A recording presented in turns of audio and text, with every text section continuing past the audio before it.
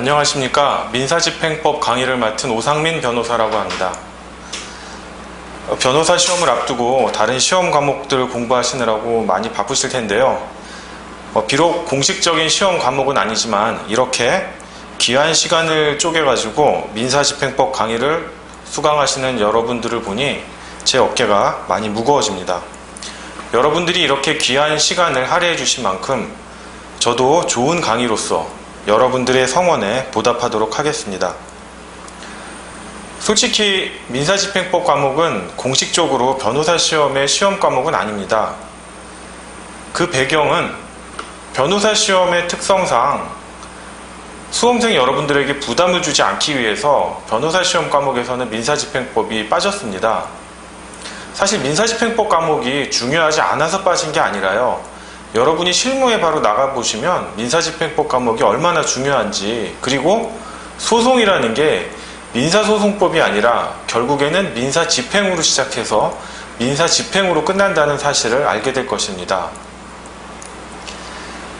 그래서 교수님들께서 민사집행법을 시험 과목에서 제외하였지만 그래도 로스쿨 학생들이라면 알아서 로스쿨 3년 동안 민사집행법 강의를 수강하지 않겠나라는 바람이 있으셨는데요. 사실 3년 동안 여러 과목을 공부하다 보니까 여러분들도 바쁘시고 수험 부담도 되고 하다 보니까 민사집행법 강의를 수강하지 않는 사람들이 많았습니다. 그러다 보니 변호사 시험 1회 기출문제를 보면요, 아예 교수님들이 이런 민사집행법 과목을 경시하는 로스쿨 수험생들의 풍토에 어떤 경종을 울리기 위해서 작심하고 민사집행법 문제들을 내신 것 같습니다. 물론 민사집행법 고유의 본연의 문제를 내지는 않았지만요. 제1회 변호사 시험 민사법 사례형 기출문제를 살펴보면요, 사례형 1문에서는 채권 양수인과 동일 채권에 대하여 가압류 명령을 집행한 자 사이의 우열관계에 대한 쟁점이 출제되었습니다. 사례형 2문에서는 특히 2문의 1에서 대여금 채권에 대한 채권 압류 및 전부 명령과 소유권 이전 등기 청구권에 대한 가압류에 대한 문제가 나왔고요. 2문의 2에서는 가등기 담보법에 관한 내용이, 2문의 3에서는 채권의 보존 방안에 대한 내용이 출제되었습니다. 3문은 상법 문제이기 때문에 논외로 하더라도요, 이런 식으로 민사집행법 관련된 문제 내지는 이러한 용어들이 실제 시험에 출제되다 보니까요, 민사집행법 과목을 공부하지 않은 수험생들로서는 민사집행법에 나오는 용어들, 가압류, 가처분, 압류, 전부명령, 추심명령, 이러한 용어들이 참 익숙하지가 않고 생소하게 느껴집니다. 더구나 이런 단어가 시험에 들어가 있으면요, 자기도 모르게 위축되고 맙니다. 이거 내가 모르는 쟁점들이 숨겨져 있는 거 아니야? 라는 그 의심이 발동돼 가지고요, 문제에 집중을 할 수가 없습니다. 이러한 시험장에서 수험생 여러분들이 실제 현실적으로 부딪히는 문제점뿐만 아니라 로스쿨 3년간 민법, 민사소송법이라는 이 큰 양대 산맥을 넘기 위해서는 비록 시험 과목은 아니지만 민사집행법에 대한 공부가 선행되어야 합니다. 왜냐하면 여러분들이 민법, 민사소송법에 관한 대법원 판결을 읽을 때 민사집행에 관련된 문제들이 숨어 있기 때문에 민사집행에 관한 쟁점들을 여러분들이 확실히 숙지하셔야 민법과 민사소송법에 대한 판례를 완벽하게 이해할 수 있습니다.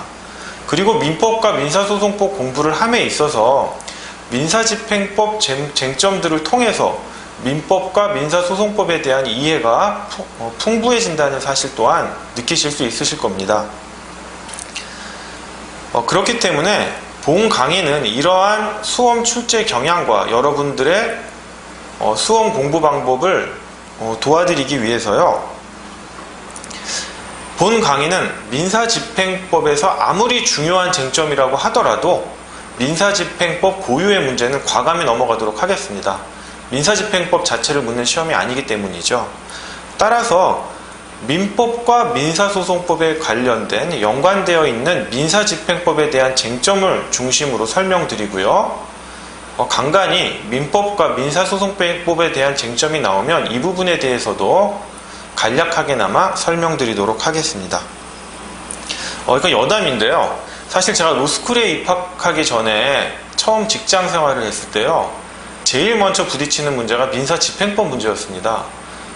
법무팀에 배치돼가지고 처음 업무를 하는데 사업팀 분들이 저에게 갖다 주는 것이 추심명령, 전부명령, 압류, 가압류 이런 것들이었습니다. 그래서 제가 처음에 산 책이요, 민사집행법 책이었습니다. 그리고 그 다음에 산 책이 민법, 그리고 회사법 책이었는데요.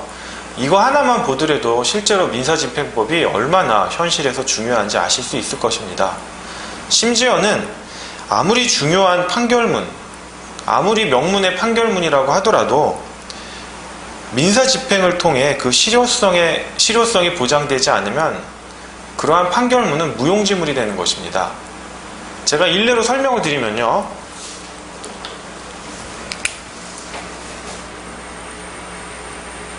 갑이 을에 대해서, 제 화살표 방향은 이렇습니다. 화살표가 있는 게, 화살표가 시작되는 부분이 채무자입니다. 채무자. 화살표가 향하고 있는 부분이 채권자입니다.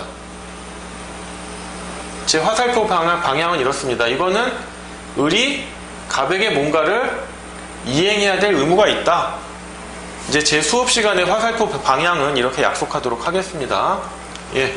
다시 설명드리면, 갑이라는 채권자가 을에 대한 채무자에 대해서 채권이 있는데 이행 청구를 해가지고 판결을 받았습니다. 명문의 판결을 받아가지고 승소를 했습니다. 하지만 을이 재산이 없거나 배째라라고 막무가내식으로 나온다면 갑으로서는 그런 승소 판결문은 하나 휴지 조각에 불과한 것입니다. 본인의 기분은 만족됐을지 몰라도 실질적으로 경제적으로 얻은 이득은 없습니다. 을한테 돈 뜯기고 소송한다고 소송 비용 대고 날리는 것입니다. 그렇기 때문에 갑으로서는 재판을 하기 이전에 을의 재산에 대해서요, 보전 처분 등을 해야 되는 것입니다. 보전 처분이라는 것은 을의 재산을 고정시켜 놓는 겁니다. 보전 처분의 대표적인 게 가압류, 가처분 등이 있겠죠. 그래가지고 판결에서 승소 판결을 받으면 이 승소 판결문을 집행권원으로 해서 집행문을 부여받습니다. 집행권원, 집행문, 이런 부분에 대해서 나중에 설명드립니다. 집행권원 또는 집행문을 부여받아가지고요, 이 가압류, 가처분, 잠정적인 처분을 압류를 해서 경매를 해가지고요, 현금화합니다. 그래서 배당이라는 절차를 거쳐서 자신의 채권에 만족을 구하는 것입니다. 따라서 제가 처음에 말씀드렸죠. 소송은 민사집행으로 시작해서 민사집행으로 끝난다. 바로 이겁니다. 보전 처분으로부터 시작해가지고 이런 식으로 최종적으로 강제 집행을 통하여 만족을 얻는 것입니다. 그럼 선생님, 막바로 압류부터 하면 안 될까요? 이거 너무 시간 걸리는데? 안 되죠. 압류라고 하는 것은 강제 집행이기 때문에 이런 집행 권한이 있어야 됩니다. 집행 권한으로는 확정 판결 또는 확정된 지급 명령, 공정 증서라든지 재소전 화해 같은 것들이 있는데요. 일단 확정 판결이라고 생각하시면 됩니다. 판결을 받기 전에는요, 갑이 을한테 채권이 있는지 여부는 알 수가 없는 겁니다. 국가기관에 법원에 의해서 공권적인 판단을 받아야 되는 겁니다. 그 이전에는 그래, 너한테 청구권이 있는지 없는지 모르겠지만 있다고 한다면 그래, 일단 잠정적으로 보존해 줄게, 이렇게 시작을 한 다음에 확정 판결을 받아서 집행 권한이 생기면 그때 압류를 할 수 있는 겁니다. 자, 압류와 가압류 차이 간략하게 설명드렸는데요. 추후에 좀 더 자세히 설명드리겠습니다.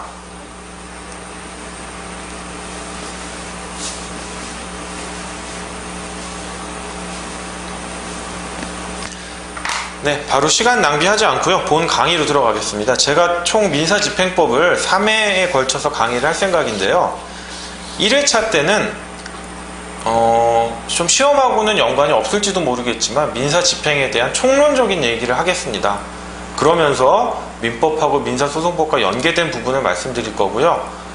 진행하는 도중에 제가 그래도 이 총론 부분에서 이 부분은 변호사 시험에 나오지 않을까라고 하는 강조하는 부분이 두 부분이 있습니다. 가집행 선고부 판결, 다른 말로는 가집행 선고가 있는 판결이라고 하죠. 그 부분하고요. 배당의 문제가 또 뒤에 압류라든지 전부명령, 추심명령을 이해하는데 중요한 부분입니다. 이 부분을 설명드리도록 하겠습니다. 그리고 2회차 강의에서는요. 전부명령과 추심명령의 차이에 대해서 설명드리고 보전처분으로서 가압류, 가처분에 대한 내용을 설명드리겠습니다. 그리고 3회차에서는요. 이러한 보전처분이 민법, 민사소송법, 특히 민법에서는 채권자 대위라든지 채권자 취소권, 그 다음에 소유권 이전 등기 청구권에 대한 가압류의 문제, 그 다음 민사소송법에서의 기판력과 관련해서 어떻게 문제됐는지 3회차에서는 복합된 사례를 통해서 설명드리도록 하겠습니다. 네, 여러분 교재 보시면요. 제1장 총론, 제1절 민사집행의 의의부터 시작하겠습니다. 로마자 1번 의의. 민사집행이란 국가의 집행기관이 채권자를 위하여 사법상의 청구권을 국가 권력을 가지고 강제적으로 실현하는 법적 절차를 의미한다. 이렇게 되어 있습니다. 즉, 국가의 집행기관입니다. 재판기관하고 집행기관은 사실 법원으로 동일한데요. 이걸 분리해놨습니다. 왜냐하면 재판과 민사집행은 그 추구하는 목적이 다르다는 겁니다. 그래서 재판기관이 아니라 집행기관이, 물론 다 똑같은 법원입니다. 물론 집행법원 이외에 집행관도 있고요. 집행기관이 채권자를 위하여 사법상의 청구권을 국가 권력을 가지고 강제적으로 실현하는 겁니다. 국가 권력을 가지고. 내가 갑돌이에게 청구할 수 있는 채권, 청구권이 있다고 해서 제가 임의적으로 가서 실행할 수가 없는 겁니다. 제가 가서 갑돌이네 집을 뒤져가지고 나오는 돈을 가져온다. 이거 안 되는 겁니다. 이러한 사법상의 청구권이 제가 있지만 이것을 제가 실현하는 게 아니라 국가 권력을 가지고 실행하는 것입니다. 자, 아까 말씀드렸죠. 제가 임의적으로 실행할 수 없다. 임의적으로 집행할 수 없다. 자, 그렇기 때문에 로마자 2의 유형을 보시면요. 이건 써보겠습니다. 민사집행이라고 하는데요. 여기서 민사집행은 협의의 민사집행입니다. 협의의. 광의의 민사집행을 이야기하는 게 아닙니다. 자, 협의의 민사집행은요. 강제집행과 임의경매로 나눠집니다. 임의경매로. 여기서부터 조금 헷갈려지십니다. 제가 무슨 책에 봤더니 강제경매 이런 말이 있었는데요. 예, 강제경매란 말이 있습니다. 하지만 임의경매와 대응되는 말은 강제집행입니다. 강제집행. 왜냐하면요. 강제집행에는요. 강제경매가 있습니다. 그리고 강제관리가 있습니다. 물론 강제경매니 강제관리니 하는 말은요. 부동산에 대한 집행에만, 부동산에 대한 강제집행에만 한정된 말인데요. 일반적으로 강제경매는 강제집행보다 범위가 작은 말이고 강제집행이 강제경매를 포섭하는 말입니다. 실질적으로 임의경매는 강제경매와 사실은 대비가 많이 돼요. 대비가 많이 되지만 구별은 이렇게 해놓습니다. 임의경매, 강제집행. 제가 처음에 말씀드렸듯이 그럼 임의집행이란 말은 없나요? 임의집행은 안 되죠.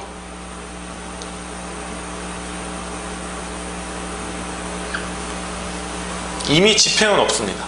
임의집행은 제가 갑돌이에게, 아까 설명드렸듯이 갑돌이에게 사법상의 청구권이 있는데 제가 막 집행을 하러 가는 거예요. 그럼 임의경매는 뭐냐? 임의경매든 강제 집행이든 국가기관이 하는 겁니다. 국가기관이 하는 거예요. 그럼 임의경매는 뭐가 있는데요? 임의경매는 둘 다 국가기관이 하는데 임의경매는 집행권한을 필요로 하지 않습니다. 집행권한이 필요가 없어요. 집행권한이 필요가 없어요.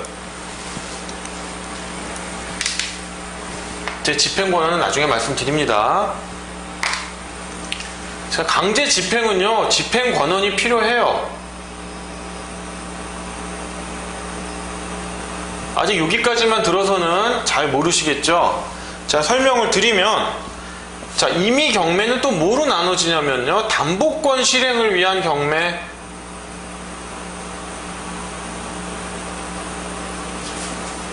뭐가 있다? 전세권, 잘 보이시나 모르겠네요. 전세권, 질권, 저당권, 우리가 민법에서 담보물권이라고 배웠던 애들이 나오는 겁니다. 그 다음 법률의 규정에 의한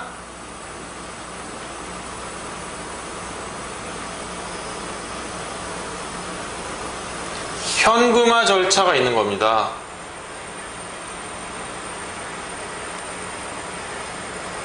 대표적인 게 뭐다? 유치권에 기한 경매다.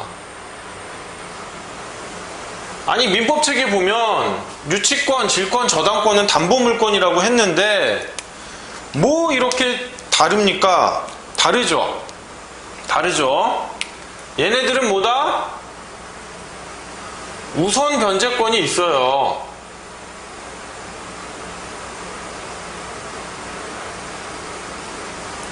유치권은 우선 변제권 없죠? 민법 공부하신 분들 아실 겁니다.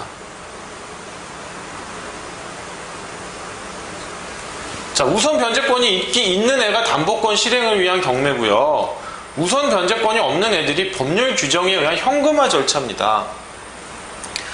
어쨌든 담보권 실행을 위한 경매든 법률 규정에 의한 현금화 절차든 임의로 집행할 수 있어요? 임의로? 안 되죠. 내가 저당권자라고 해서 야, 오늘부터 내가 경매해야지. 안 되죠. 담보권, 저당권이 있어도 경매는 어떻게 한다? 국가기관을 통해서 해야 되는 겁니다. 그러니까 임의경매라고 해서 요 임의자에 속으시면 안 돼요. 국가기관이 하는 겁니다. 둘 다 국가기관이 하는 거예요.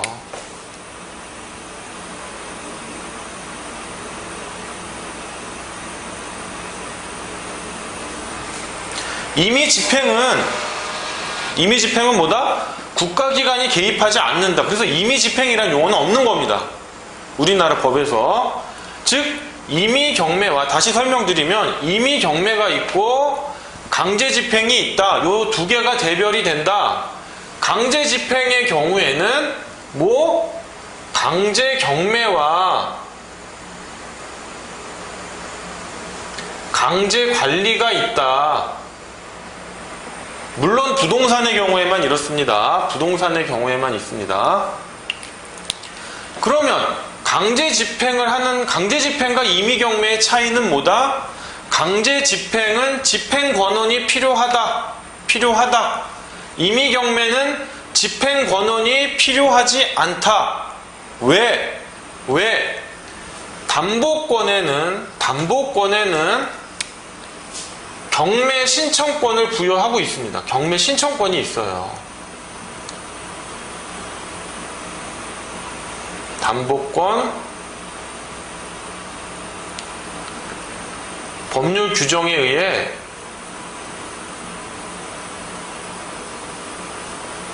포함되어 있어요. 얘네들은 담보권이나 법률 규정에 경매 신청권이 포함되어 있으니까 집행권한이 필요가 없어요. 경매를 신청할 수가 있어요. 막바로. 그런데 얘네들은 요 강제집행의 경우에는 압류한 다음에 경매를 해요. 이게 바로 현금화 절차라고 하거든요. 현금화 절차. 경매를 하면 돈 나오겠죠? 그걸 채권자들이 배당 나눠 갖는 겁니다. 자, 경매를 하고 싶은데 이 전체가 경매인데 경매를 하고 싶은데 얘는 경매 신청권이 있어요? 없어요? 없죠? 그러니까 집행권원이 필요한 거예요. 집행권원을 받아서 아까 봤죠? 제가 갑돌이한테 청구권이 있어요. 근데 그거는 제3자인 국가기관이 보면 잘 몰라요. 진짜 청구권 있는 거 맞아? 그러니까 국가기관의 확인을 받으라는 거예요. 재판을 통해서 확정 판결이 났어요. 그러니까 진짜 너는 갑돌이한테 청구권이 있네? 집행권원이 인정된 겁니다. 재판을 통해서. 그러니까 이제 경매를 할 수 있다. 압류나 현금화, 배당 절차를 거쳐서 가져가라. 이거고요. 담보권이나 법률 규정에 의한 거는 집행권원이 있는지 여부를 따지질 않아요. 왜? 이 자체에 경매 신청권이 포함되어 있으니까 자유롭게 경매를 할 수 있어요. 자유롭게 경매를 할 수 있어요. 그러면 채무자 입장에서 조금 이제 발전을 하겠습니다. 채무자 입장에서 뭔가 이의를 제기하고 싶다. 그렇기 때문에 이 집행권원에 대해서 이의를 제기할 수가 있는 거예요. 집행문 부여에 대한 이의라든지 집행문 부여의 소 이런 것들이 나오고요. 여기서는 집행문 부여에 대한 이의, 집행문 부여에 대한 소 이런 말을 할 수가 없어요. 집행문 자체가 안 나오니까. 집행권원이 없는데. 여기는 뭘로 다툰다? 경매 개시 결정에 대한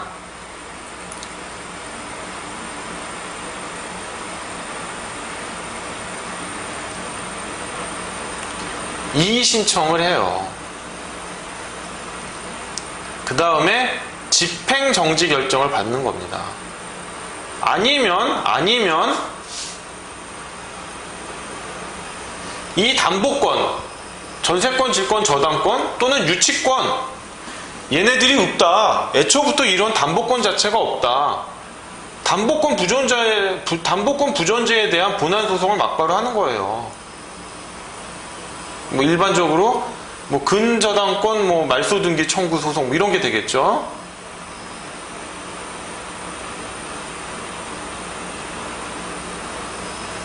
근저당권 말소등기 청구나 또는 유치권 부존재 확인 이런 것들이 될 거예요.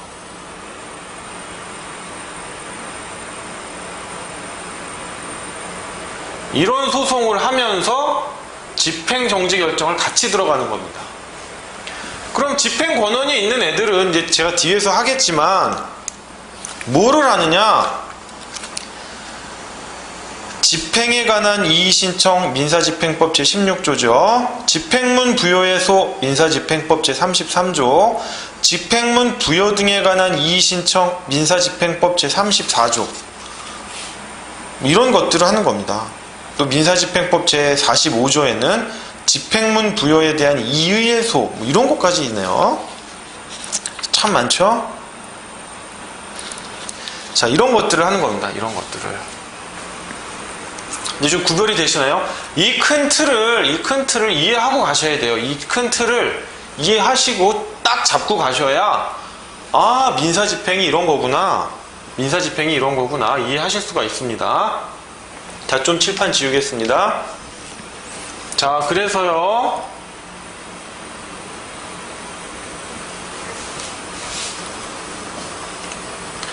그래서 임의 경매는 집행권원이 필요 없다. 왜?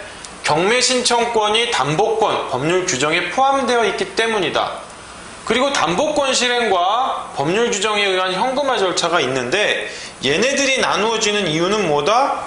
우선 변제권이 있다. 얘네들은 유치권은 우선 변제권이 없다는 겁니다. 없다는 거. 자, 그러면 이 도표 아래에 집행권원이란 말이 있는데요. 이 말도 알아두셔야 돼요.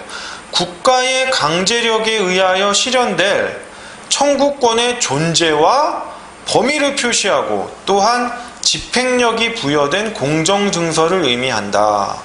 뭐 뒤에 집행권원이 무엇인지 구체적인 예시를 통해서 설명드리겠는데요. 이 집행권원의 말을 반드시 알아두셔야 됩니다.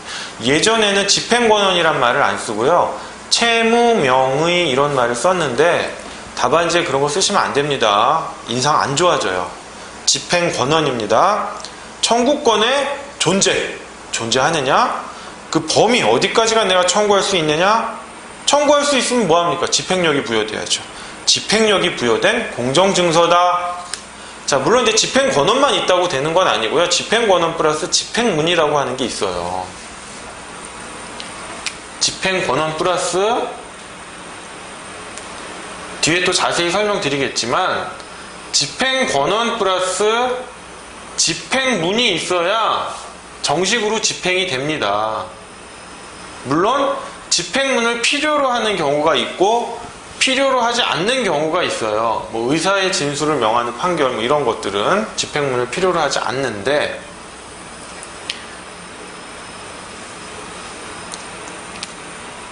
물론 뒤에서 자세히 설명드리겠습니다만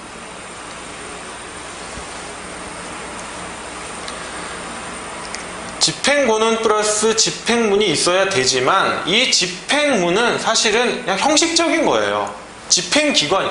집행권원은 재판기관이 부여하는데요. 이제 집행기관이 집행을 하려고 보니까 이 사람이 뭐 재판에 관여한 사람이 아니니까 집행하려면 명확히 해줘야 되거든요. 정말 그 부동산에 대한 집행을 할 때 번지수 하나만 틀려도 집행 안 해줍니다. 그 사람들은 실질적 심사권이 없어서 그 써인 그대로 해줘야지 그대로 목적물에 표시가 안 돼 있으면 집행을 안 해요. 그래서 이 집행문은 재판기관과 집행기관을 연결하는 뭐 가교와 같은 역할을 한다 이런 말을 하기도 합니다. 어쨌든 집행권원과 집행문 이 용어를 좀 아시기 바랍니다.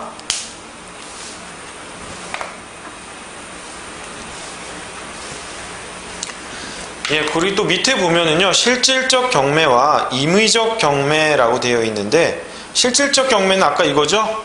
담보권 실행을 위한 경매, 그 다음에 임의적 경매는, 실질적 경매고, 임의적 경매라고 하는데, 여기 표현이 좀 잘못됐네요. 임의적 경매가 아니라 형식적 경매입니다. 형식적 경매. 죄송합니다. 자, 법률의 규정에 따른 현금화 절차는요, 형식적 경매입니다. 그 위에 도표에도 임의적 경매라고 되어 있는데 형식적으로 바꿔주시고요. 아래 도표에도 밑에 보면 임의적 경매라고 되어 있는데 형식적 경매입니다. 죄송합니다. 임의경매는 이거죠. 어쨌든 형식적 경매는 자, 여기 다음 페이지 화살표를 보시면 청구권의 만족, 보전을 목적으로 하지 않지만 담보권의 실행을 위한 경매의 절차를 따르는 현금화 절차를 의미한다. 왜? 우선 변제권이 없으니까. 일반적으로 유치권에 의한 경매와 민법, 상법, 그 밖의 법률의 규정에 의한 경매가 있다. 그러면 아니 우선 변제권도 없는데 경매에서 뭐예요? 뭐 경매해서 내가 우선적으로 가져가야 뭐 경매하는 재미도 있고 내가 채권 만족을 얻죠. 그런데 유치권을 기한 경매, 형식적 경매는요, 어떤 식이냐면, 자, 유치권자는 우선 변제권은 없지만, 경매 신청권은 양쪽 다 있다고 했죠? 여기나. 경매를 해요. 경매 신청을 하면 경매가 되죠? 그럼 그 매각 대금이 유치권자한테 가요. 다. 아니 선생님, 다른 채권자들이, 일반 채권자들이 배당하려고 들어오지 않습니까? 못 들어옵니다. 일반 채권자의 배당 요구가 허용되지 않아요. 여기서 일반 채권자는 각주 1에 보시면 집행력 있는 정본을 가진 채권자라든지 경매 개시 결정 등기 후에 가압류를 한 채권자를 의미하지, 아무것도 안 한 그냥 단순히 채권자를 의미하진 않아요. 이 매각대금을 유치권자가 일반 채권자에 비해서 일반 채권자가 배당 요구를 못하니까 유치권자가 다 가져가요. 물론 자기 건 아니에요. 받아서 누굴 주느냐?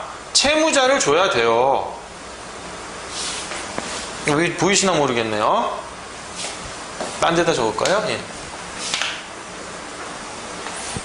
매각대금을 받아서 채무자를 줍니다. 근데 채무자는 안 주죠. 채무자한테 안 줘요. 왜냐? 유치권자가 뭐다? 이 매각대금 인도 채무가 있지만 자신이 받을 채권이 있잖아요. 요거랑 상계를 칩니다. 상계를. 그래서 상계로 인하여 우선 변제적 효과를 누릴 수 있는 것 뿐이에요.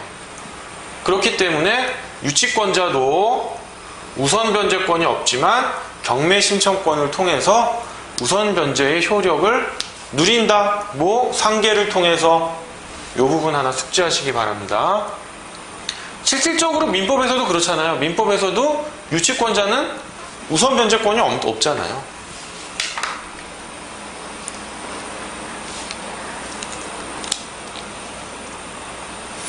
자, 그러면 이 유치권에 대해서 하나 제가 재미있는 쟁점을 하나, 민법 쟁점인데 하나 설명드리겠습니다.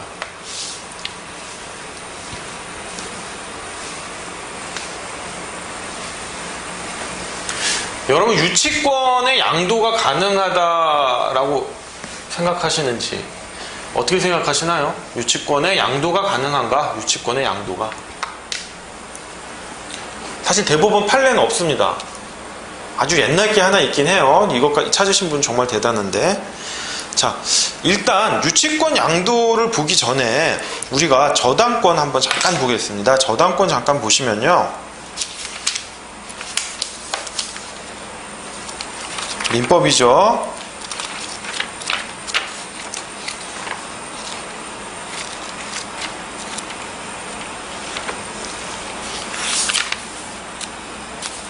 저당권 파트 보시면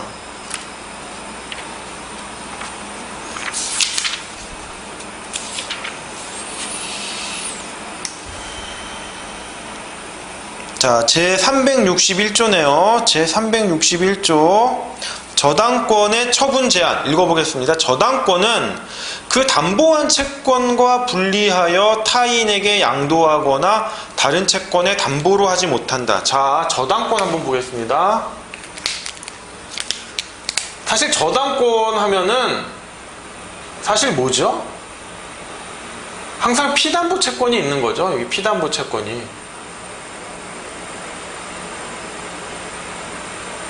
질권에도 피담보 채권이 있고 유치권에도 피담보 채권이 있습니다. 사실은 피담보 채권이 주입니다. 주.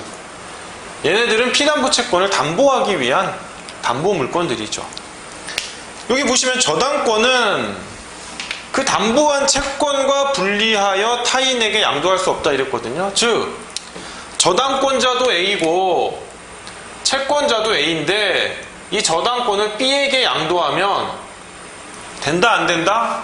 안 된다. 분리가 일어나죠. 그러면 피담보 채권 변제하면 B의 저당권은 뭐 소멸하는 겁니까? 그럼 소멸하지 않는 겁니까? 이런 복잡한 문제를 사전에 막으려고 니들은 분리해서 양도하지 말고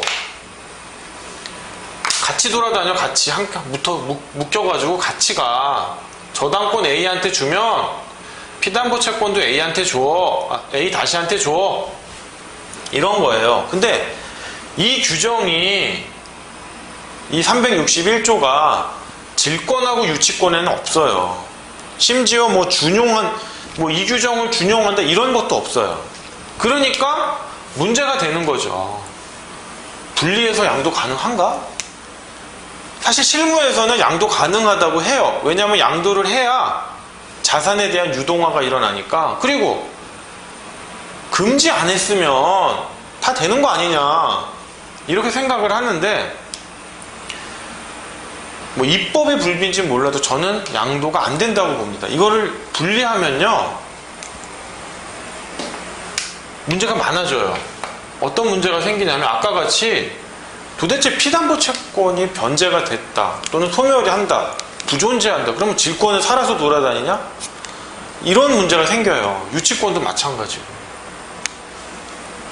그래서 얘네들은 원래 분리 양도가 저는 안 된다고 봅니다. 다만 피담보 채권과 같이 가면 양도할 수 있다.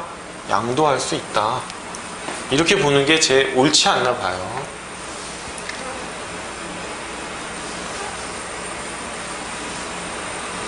그래서 여러분 옛날 판결이지만요. 72-548 판결이 있어요. 72-548 판결. 548 판결인데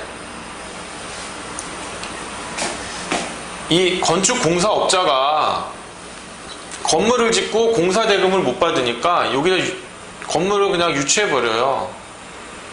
유치권을 행사해요. 그럼 이거의 피담보 채권은 공사대금 채권이겠죠? 근데 이 시공업자가 이 건물의 점유를 다른 사람한테 이전해요. 점유 이전을. 그러니까 이 판례가 뭐라고 하냐? 유치권도 이전이 됐다. 공사대금 채권이 양도된 경우에 하나요.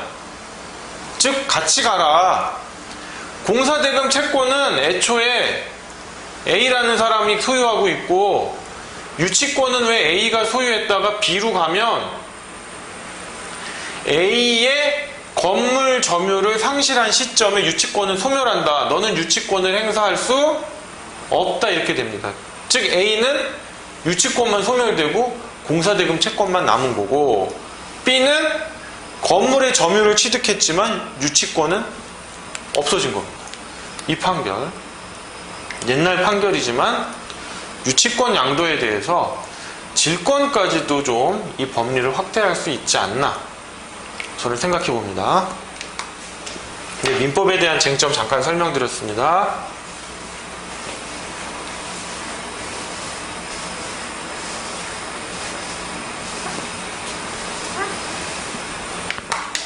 제가 잠깐 여담인데요. 제가 첫 직장이 무슨 건설회사, 대기업 건설회사였는데 이제 이게 하수급 업체죠. 하청업체라고 하는데 얘네들이 공사를 하려고 이제 뭐 철근이니 자재니 갖고 와요. 자기 거다 이거죠. 재산이고. 철근 비싸니까요. 그럼 어떻게 유치권을 행사하느냐. 그 길고 무겁고 엄청 큰 철근을 페인트 칠을 해요. 녹색, 어디는 노란색. 그리고 자기네들이 유치권 행사했다라고 주장을 하는데 모르겠어요. 이게 뭐 유치권 행사로 인정될지 안 될지 모르겠는데 뭐 하여간 이런 식으로 실제 현장에서는 유치권 행사를 하고 있다는 거 뭐 잠깐 여담으로 드렸습니다. 자, 그러면 로마자 3번 강제집행. 강제집행은 여기서 강제집행은 본래의 강제집행 또는 협의의 강제집행입니다. 광의의 강제집행을 의미하지 않습니다. 1번 의 강제집행은 집행권원에 표시된 사법상의 이행청구권을 국가 권력을 가지고 강제적으로 실현하는 법적 절차를 의미한다. 네. 2번 성격 1, 2, 3, 4 동글뱅이 해가지고요. 다음 페이지까지 4번까지 있는데 큰 타이틀만이라도 아셔야 됩니다. 자, 강제집행은 집행권원에 표시된 사법상의 이행청구권을 실현하는 절차이다. 이행청구권입니다. 즉 돈 내놔라. 나한테 소유권 이전 등기를 해라. 이행하라. 이행하는 겁니다. 즉 화살표 보시면 공법상의 청구권을 실현하는 행정상 강제집행과는 구별된다. 이행 청구인 이상 두 번째 화살표입니다. 채권적 청구권, 물권적 청구권 여타의 청구권을 포함하며 그 내용은 자기 부자기를 구별하지 않는다. 세 번째 화살표죠. 강제집행은 이행 판결이 하나여 인정되고 확인 판결이나 형성 판결은 그 확정에 의하여 기판력이나 형성력이 발생하죠. 뭐 공유물 분할의소 같은 거 그냥 바로 효력이 발생하는 겁니다. 그 판결을 구하는 목적이 달성되므로 강제집행이 필요하지 않다. 이 부분 좀 체크를 해주셔야죠. 각주 한번 보실까요? 각주 2번 보시면 이행 판결이라고 다 되는 게 아니라 부부의 동거를 명하는 판결 또는 근로자가 근로 제공을 안 해요. 근로자의 주된 의무는 뭐다? 근로 제공 의무죠. 그러니까 근로계약에 따른 채무 불이행을 이유로 직접 강제. 야, 너 근로 제공해? 안 된다는 거예요. 왜냐하면 인격권을 침해하기 때문에 이 경우에는 그렇게 할 수 없고 간접 강제를 통해서 할 수 있다라는 점입니다. 자, 여러분 또 이제 하나 제가 또 재밌는 걸 설명드리면 채무 불이행의 효과가 뭘까요? 채무 불이행의 효과가 여러분들이 많이 오해하시는데 물론 뭐 채무 불이행에는 이행지체, 이행불능, 뭐 불완전 이행이 있겠죠. 또 하나 이행 거절이 있는데 요거는 좀 삼각형. 그럼 뭐 이행지체라고 합시다. 이행불능이 아니고 이행지체가 생길 때 우리가 어떤 걸 할 수 있느냐라고 하면 여러분들이 기계적으로 외워요. 채무불이행의 효과는 손해배상 청구다. 손해배상 청구다. 맞죠? 맞긴 맞는데 제일 첫 번째는요.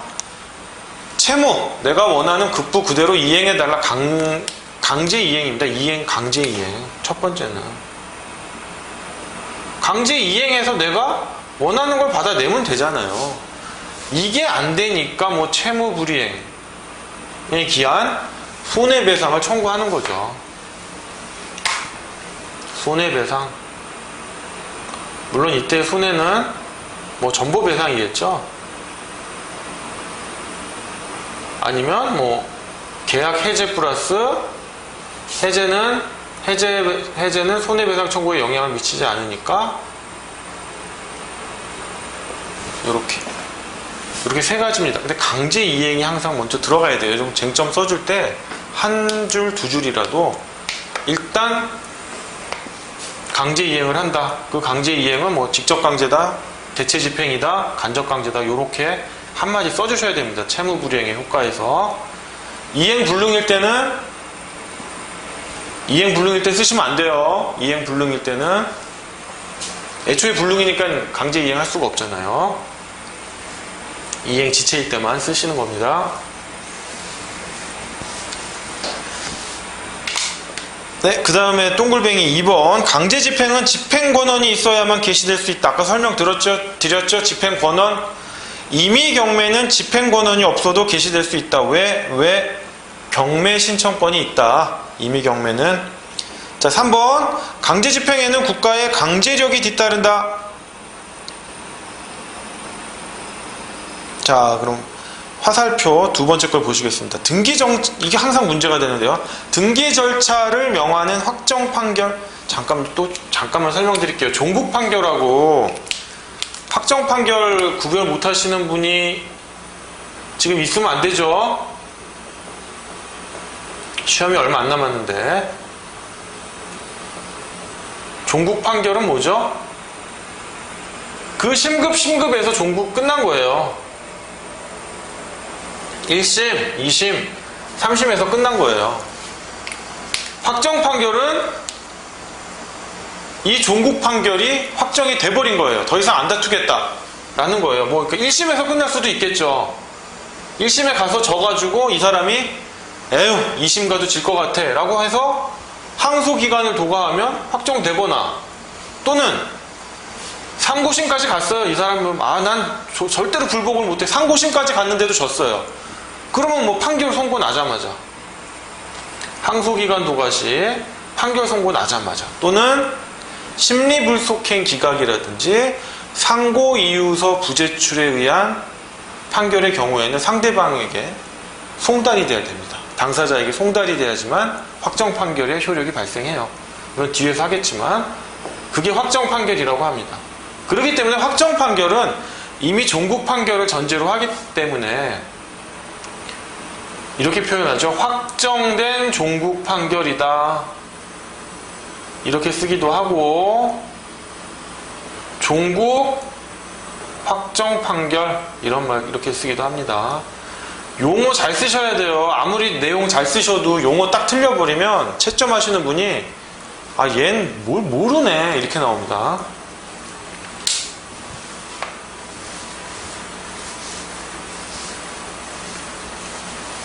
자, 그러면 다시 돌아와서요. 등기 절차를 명하는 확정 판결, 의사의 진술을 명하는 확정 판결에 기한 등기부 기재, 친자관계 부존재 확인의 확정 판결에 기한 가족관계 등록부 정정, 회사 설립 무효 확인의 확정 판결에 기한 수소법원의 등기 촉탁, 강제집행의 기본이 되는 재판을 취소하는 재판 또는 강제집행을 허가하지 아니하거나 그 정지를 명하는 재판에 의하여 집행기관이 집행의 정지 또는 취소를 하는 것은 국가의 강제력이 뒤따르는 본래의 강제집행 또는 협의의 강제집행이 아니라 광의의 강제집행이라고 한다. 이건 뭐냐면요. 판결문에 이런 게 있어요. 소유권 이전 등기 절차를 이행하라 이러면 사실 이게 제일 중요해요. 이것만 보시면 돼요.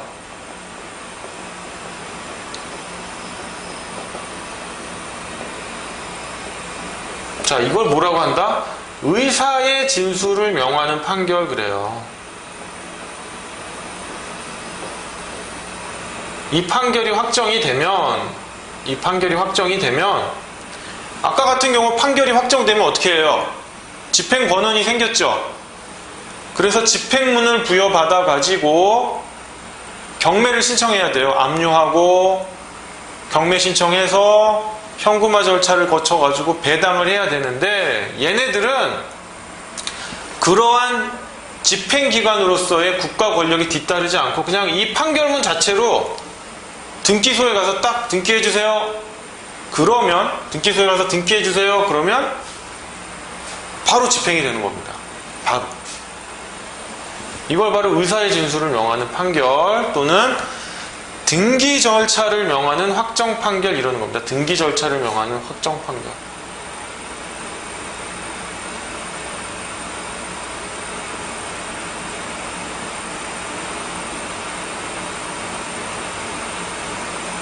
얘는 어떤 특징이 있다?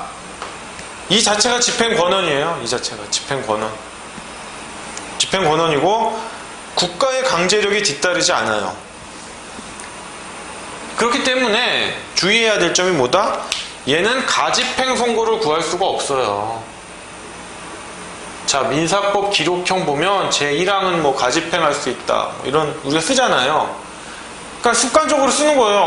뭐 청구하다가 뭐 나중에 항소하고 상고로 넘어갈 수 있지만 일단 가집행해서 받아두면 좋잖아요. 승소한 사람 입장에서는. 그래서 그냥 기계적으로 가집행할 수 있다 쓰는데 이런 의사의 진술을 명하는 판결에 가집행할 수 있다라는 말을 쓸 수가 없습니다. 얘는 그냥 집행하면 끝이에요. 집행하면 끝이에요.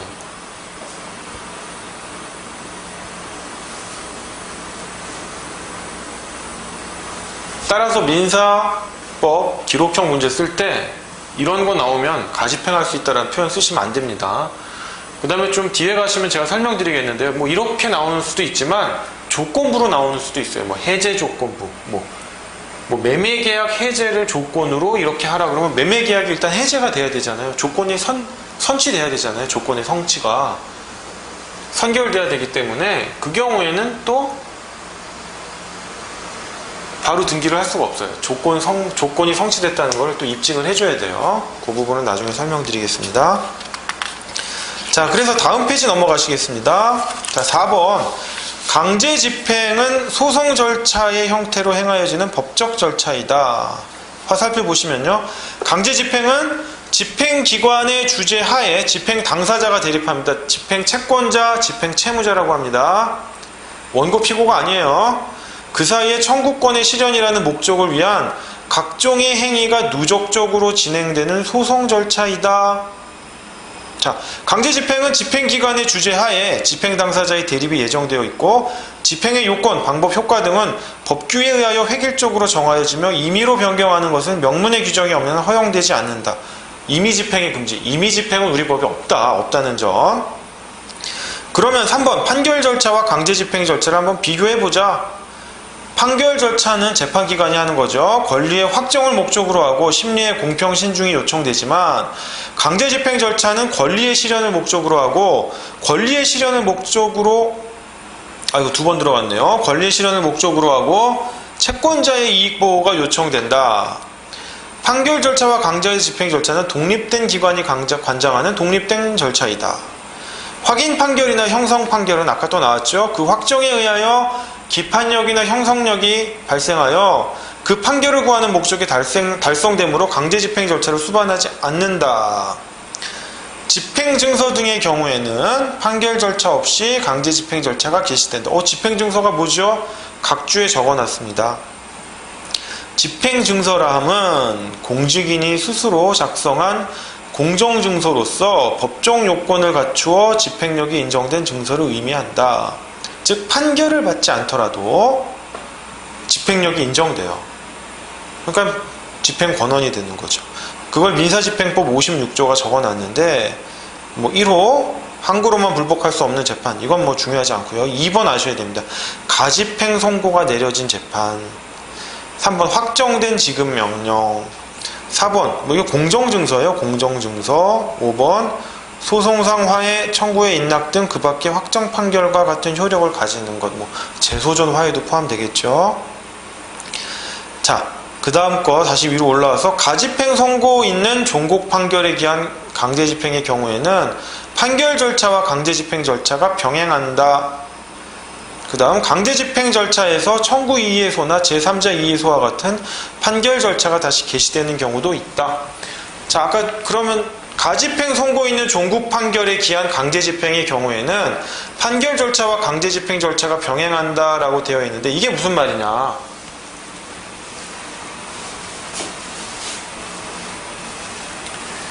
자, 우리가 청구 취지에 이렇게 씁니다. 청구 취지에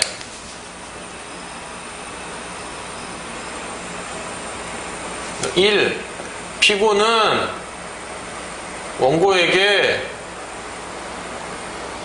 금 1억 원을 지급하라. 물론 이거보다 좀 길죠. 금 1억 원 및 이에 대한 2000몇 년 몇 월부터 소장 부본 송달일까지는 연 5%, 상사 이율일 땐 연 6%겠죠. 약정 이율이 있으면 약정 이율 쓰는 겁니다. 소장 부본 송달일 다음 날부터 다 갚는 날까지는 연 20%, 소송 촉진 등에 관한 특례법이죠. 연 20%의 비율에 의한 금원을 지급하라. 이렇게 길게 나옵니다. 근데 하여간 이렇게 됐다고 쳐요. 그 다음 제1항은 가집행할 수 있다. 이런 말 써요. 그럼 만약에 원고가 승소를 했다. 그러면 그대로 나오겠죠. 그대로 나옵니다. 그대로. 그럼 이거는 재판 절차죠. 요거는 재판 절차. 요거는 강제 집행 절차예요. 그러니까 이렇게 병행이 된다. 이거 병행이 된다는 점. 자, 로마자 4번 종류가 있는데요. 집행의 대상을 기준으로 한 분류에는 동산 집행과 부동산 집행이 있다. 그냥 넘어가겠습니다. 집행의 방법을 기준으로 한 분류, 이건 민법에도 나오죠. 직접 강제, 대체 집행, 간접 강제가 있다. 자, 직접 강제는 집행 권한의 내용을 채무자의 협력 없이 집행기관이 직접으로 실현하는 방법이다. 채무자의 협력 필요 없죠. 원래 갚지도 않으려고 하는 애인데 무슨 협력을 해주겠습니까? 강제적으로, 직권적으로 해야죠. 직접 강제로 집행할 수 있는 경우에는 다른 집행 방법이 허용되지 않는다. 요거 중요합니다. 세 가지 다 쓸 수 있나요? 아니에요. 그 다음 페이지죠. 대체 집행은 채무자로부터 집행에 소요되는 비용을 추심하여 이로써 채권자 또는 제3자로 하여금 채무자를 대신하여 의무 내용을 실현하게 하는 방법으로서 대체적 자기 의무인 경우에 적합하다. 어려운 말은 아닌데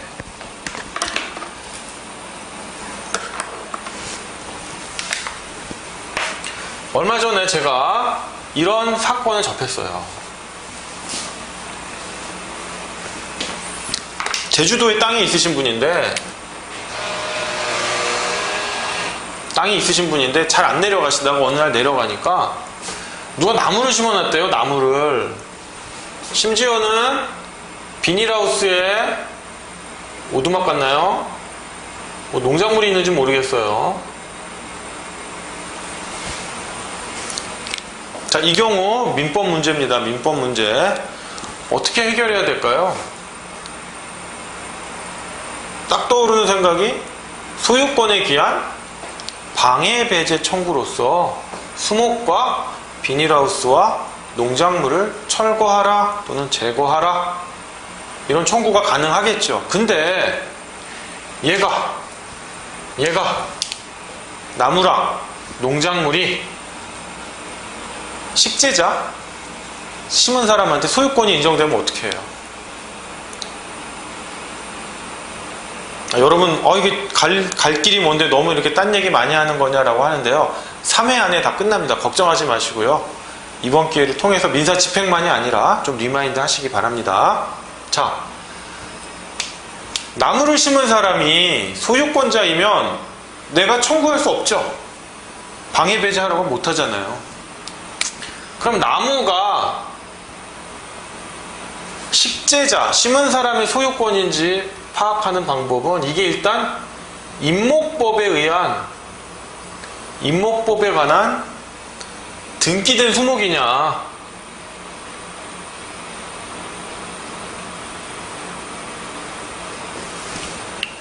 자, 일단 토지의 소유자는 갑입니다. 나무를 심은 사람이 일단 을이라고 쳐요. 심은 사람은, 소유자는 모르고. 등기된 수목이면 누구 소유예요? 을 소유죠. 오케이. 그 다음 또 뭐가 있어요? 명인 방법이 있잖아요. 명인 방법에 따르면 판례가 있죠. 어떤 경우에는 명인 방법이 인정돼서 수목의 소유권이 심은 사람에게 있고, 어떤 경우에는 없다. 명인 방법에 따라 을이 소유권을 취득할 수도 있고 못 취득할 수도 있어요. 그러면 못 취득할 수도 있어요. 임목법 또는 명인 방법 등이 있습니다. 그 다음에 민법에 보시면요, 부합에 관한 이론이 있죠. 부합에 관한 이론. 부합에 관한 이론이 민법 몇 조? 256조에 있죠. 256조. 부동산의 소유자는 그 부동산에 부합한 물건의 소유권을 취득한다. 자, 부동산의 소유자는 갑이죠. 그 부동산에 부합한 물건의 소유권, 나무의 소유권을 취득한다. 본문은 이래요. 단서, 그러나 타인의 권한에 의하여 부속된 것은 그러하지 아니하다 했습니다. 만약에 을이 이 토지를 사용할 수 있는 권한이 있어요. 뭐가 있을까요? 토지를 임대차할 수도 있고, 지상권이 있을 수도 있고, 법정 지상권도 가능한데, 이 사안에서는 법정 지상권은 문제가 안 되겠죠? 말 그대로 민법 256조 단서에 의해서 나무의 소유권이 을이 될 수가 있어요. 오케이? 그럼 비닐하우스는 건축물이라고 보긴 좀 그렇고요. 이게 가설 건축물입니다. 가설 건축물. 건축법상에 공유수면에다 세우면요, 인공 구조물이 돼요. 뭐 그것까지는 아실 필요 없습니다만. 자, 벽, 입도죠. 얘는 원칙은 갑소유입니다. 갑소유인데 옛날 대법원 판결이, 야, 오죽하면 남의 땅에다가 벼를 심겠냐, 그것까지 뺏어가면 안 되겠다 해서 예외적인 판결이죠. 이건 그냥 을소유를 해주겠다. 비닐하우스 문제 되죠.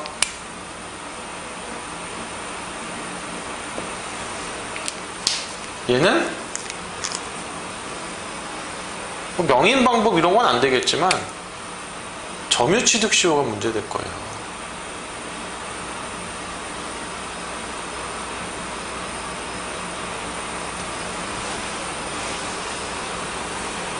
근데 얘가 토지가 자기 게 아니라는 걸 알았다면 뭐 자주점유가 아니기 때문에 타주점유가 되기 때문에 이것도 힘들겠죠. 자, 어쨌든 여기까지 왔는데 비닐은 일단 논외로 하고요. 그러면 갑은 어떤 방법이 있겠어요? 여기서 갑은 잘 생각해 보시면 벼도 뭐 일단 제외를 합시다. 벼는 뭐 확실히 을의 소유가 되니까. 일단 나무만 놓고 보겠어요. 갑이 다 이게 해당이 안 돼요. 해당이 안 된다. 이때서야 갑이 소유권에 기한 방해배제 청구를 할 수 있는 거예요. 소유권에 기한 방해배제 청구.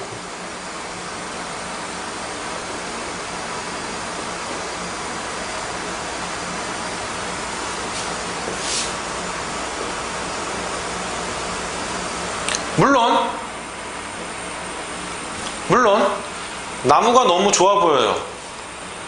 베어내는 것보다 내 걸로 하고 싶어요. 그러면 민법 256조 본문으로 소유권 확인 청구를 하면 돼요. 그 대신 공짜는 없어요. 261조 한번 볼까요? 261조 점은 요거 놓치시는 분들 많은데요. 첨부로 인한 구상권. 첨부가 뭐다? 부합, 혼화, 가공입니다. 첨부, 부자로 끝났죠? 부합, 혼화, 가공. 이렇게 외우시면 돼요. 261조에 의한 부당이득 반환의 문제는 남는다, 갑이. 나무의 소유권은 기속하더라도. 자, 그럼 아까 전에 이 경우 1번, 2번, 3번의 경우 갑은 그냥 당해야 되느냐? 제거하라고 말은 못해요. 하지만 토지 임료에 상응하는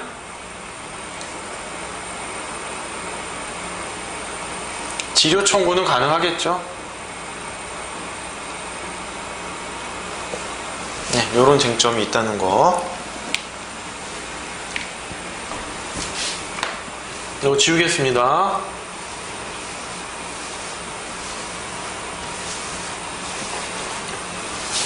자, 그래서 간접강제 얘기하다 나왔는데요. 이걸 왜 얘기하려고 했냐면, 을이 철거를 안 해요. 나무를. 갑이 다 이겼는데. 그러면 갑이 자기 비용을 들여서 그 나무를 철거하면 됩니다. 이거 철거하는 거 뭐 누구나 할 수 있잖아요. 그 대신 그 비용을 나중에 을에게 구상하거나 청구하는 겁니다. 대체적 자기 채무예요, 이런 것들이.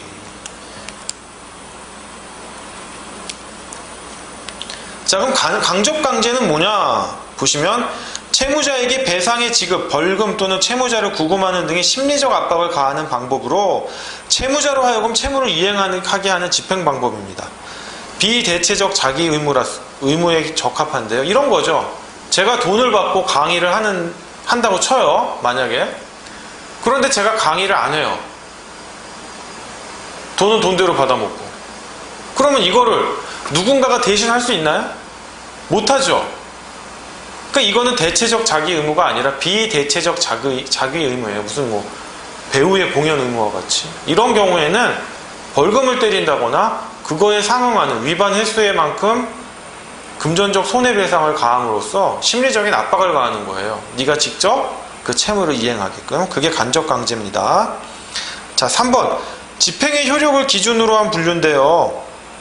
요 부분이 조금 설명을 듣고 넘어가셔야 돼요. 뭐 이 자체가 시험에 나오는 건 아닌데.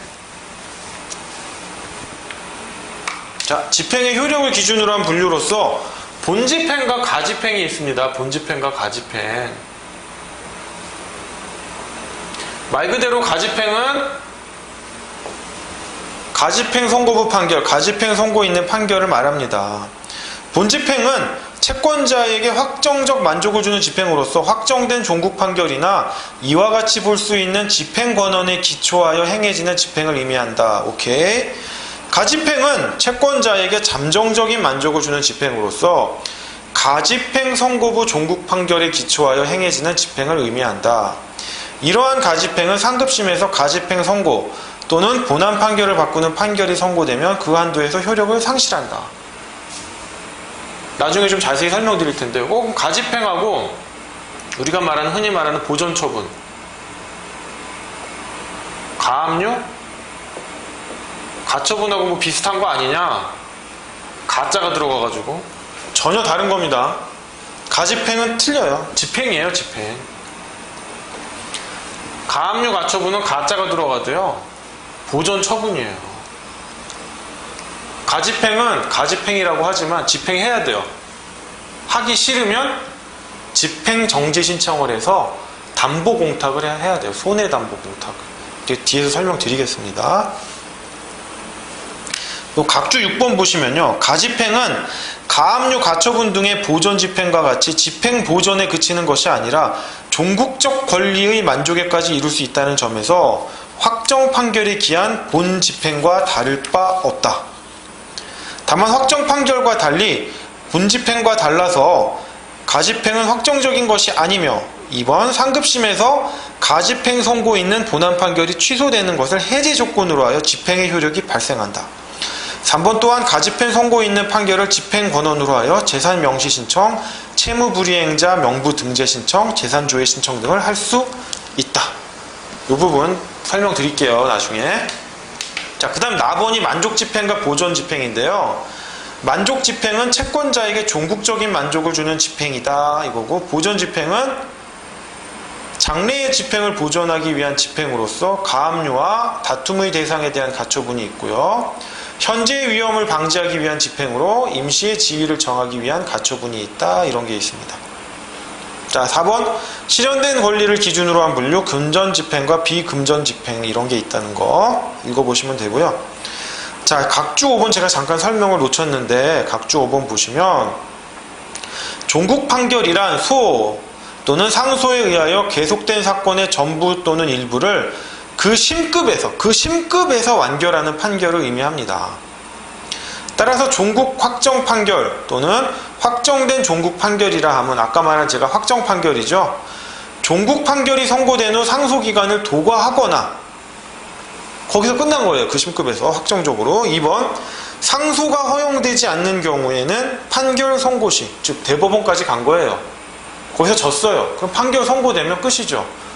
더 이상 사심이 없으니까 뭐 상소 기간을 도과할 필요가 없죠. 그 다음에 상고심에서 상고 기각 판결이 확정된 때. 4번 심리불속행 또는 상고이유서 부제출에 의한 상고심 판결은 상고인에게 송달된 때를 의미한다.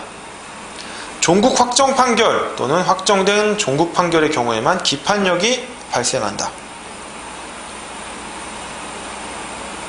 자, 그래서 2번 상소가 허용되지 않는 경우에는 판결 선고 시, 3번 상고심에서 상고 기각 판결이 확정된 때는 뭐 비슷한 말이죠. 사실은 1심이 됐든 2심이 됐든 상소가 허용되지 않으면 그때 판결이 확정되면 판결이 선고되면 확정 판결이 되는 거고, 상고심에서 상고 기각 판결 파기환송이 아니라 인용 판결이 아니라 상고 기각 판결이 확정된 때도